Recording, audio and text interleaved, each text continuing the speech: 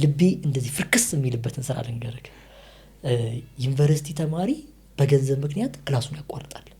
እሺ ምናልባት ግቢም ስላለፍን እናውቀዋለንና ሳሙና ለመጠቀም ሳሙና ለመታጠብ ገላቸውን ሰው ከሻወር ቤት እስኪወጣ ጠብቀው የሚታጠቡ ልጆች አሉ።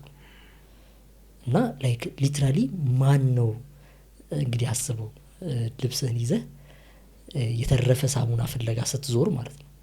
እና ሴቶች በንጽህና መጠበቂያ ለማግኘት ጀንደር ኦፊሶች የተለያየ ቦታ ያው ፕሮቫይድ ያደርጋሉ። ሲሰለፉ ማየት ያሳዝናል።